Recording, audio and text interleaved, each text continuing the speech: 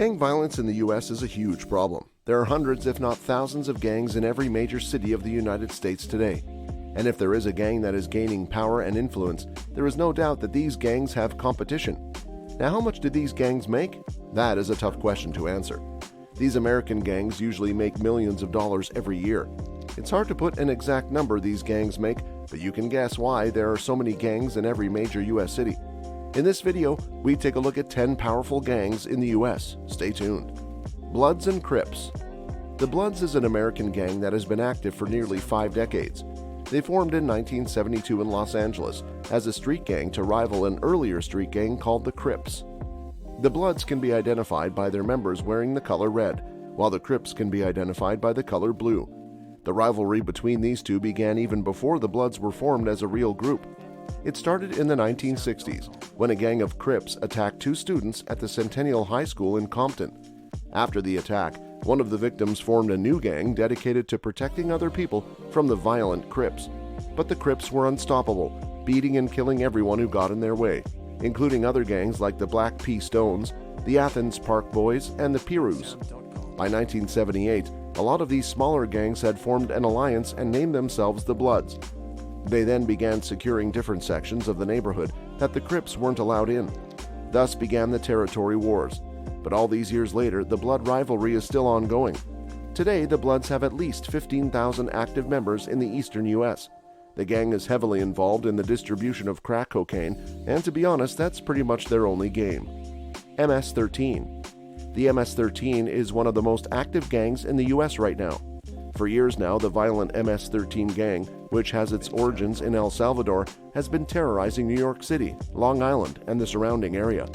According to the New York Times, federal prosecutors have linked the gang to over 55 murders in just the past 10 years. The gang has perpetrated a wave of violence that has left entire blocks bloody. The MS in MS-13 stands for Mara Salvatrucha, and there are thousands of members of this gang all across the country.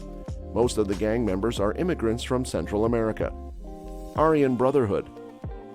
The Aryan Brotherhood is a savage gang of neo-Nazis that operate both inside and outside of prisons in the U.S. There are an estimated 20,000 members of what has been referred to as the oldest and most notorious racist gang anywhere in the country.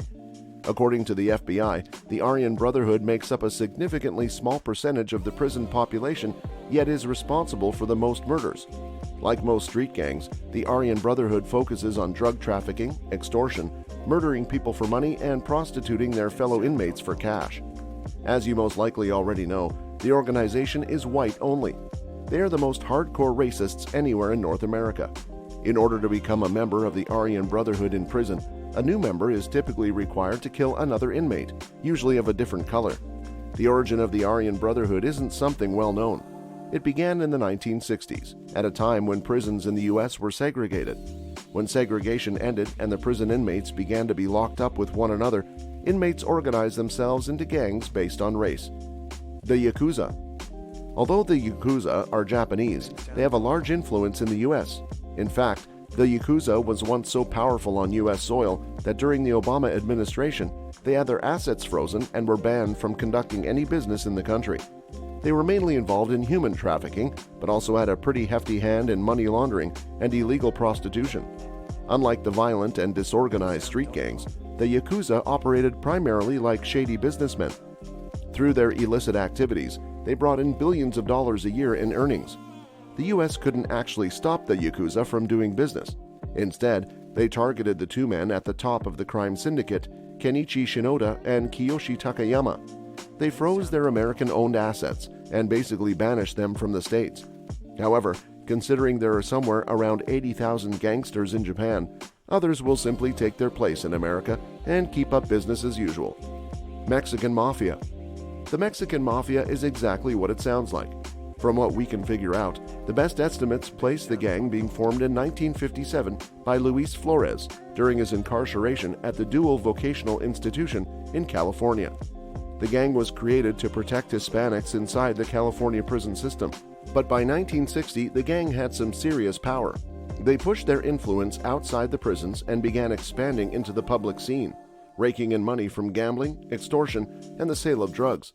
The Mexican Mafia joined forces with street gangs in East Los Angeles and became an unstoppable force. They had unbelievable influence until the 1990s, when police really came down on them and started to pull out the guts of their illegal machine. But in 1995, the FBA had used the RICO Act, the same act used to take down the Italian Mafia, to charge 22 high-profile members. Unfortunately, after the devastating blow to the Mafia's hierarchy, they simply reformed. They are still active today, continuing criminal activities throughout California. They don't wield the same power they used to, but they are definitely still around. The Hells Angels. The Hells Angels is a gang whose origins are shrouded in mystery. It started in 1948 as a club for motorcyclists in California. Specifically, it started in Fontana, and they got their name from the bomber crews in World War II who called themselves the Hells Angels. By 1961, the gang had spread overseas all the way to New Zealand. They became infamous by 1965, when the Attorney General of California, Thomas C. Lynch, issued a report on how motorcycle gangs were committing hoodlum activities. For their first few years in the spotlight, the Hells Angels were mostly known as dangerous outlaws. They were notorious barroom fighters and were exceedingly violent. It was by the 1970s that law enforcement officials began to realize they were manufacturing and distributing methamphetamine. While the Hells Angels have lost most of their notoriety by now, they still have clubs functioning all across the world. The Mongols.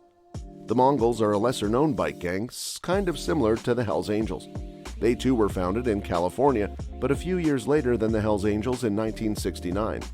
They were nothing more than a mainstream motorcycle club, their goal to simply hang out and have fun. Today, the Mongols are considered to be one of the most dangerous gangs still in operation in America.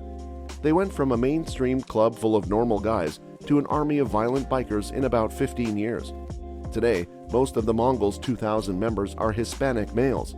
One of their favorite pastimes is racially motivated violence. They've been known to lash out at African American civilians and gang members indiscriminately. The Black Spades. The Black Spades is a gang that started off in the Bronx in the late part of the 1960s and became wildly popular in the 1970s. The gang officially formed at a junior high school. They were just a bunch of kids influenced by groups like the Black Panthers and the Nation of Islam. In the beginning, they wanted to organize a fight against racism and bigotry. They policed their local neighborhoods to protect against the incoming scourge of drug dealers and drug addicts slowly taking over the community. There was even a wing of Black Spades that was entirely female. Unfortunately, the Black Spades became too popular for their own good and started losing focus. The younger members became violent, they devolved into a criminal street gang peddling drugs, and they just kind of disintegrated. Amazingly, the Black Spades made a comeback in 2019 after changing their name to the Black Spades New Direction and becoming a community service program offering food distribution to the less fortunate and championing anti-violence. Simon City Royals. The Simon City Royals were formed in 1952, making them one of the oldest gangs in continual operation anywhere in the U.S. They are also one of the largest predominantly white gangs in the country. In the 1960s, they were heavily involved with drug smuggling and racketeering, and were often involved in turf wars with other local gangs like the Latin Kings and the Imperial Gangsters. The Simon City Gang battled a gang called the Royals and lost, forcing the two gangs to merge together and become the Simon City Royals. The gang wars went on and on without end until the 1990s, when things started to calm down. It was always over turf and drug distribution. Today, the Simon City Royals still have a heavy presence in the prison system and control parts of the Chicago North Side. Barrio Azteca. The Barrio Azteca is one of the most savage and dangerous gangs to ever operate in Texas. Their leader is even on the FBI Most Wanted Criminals list.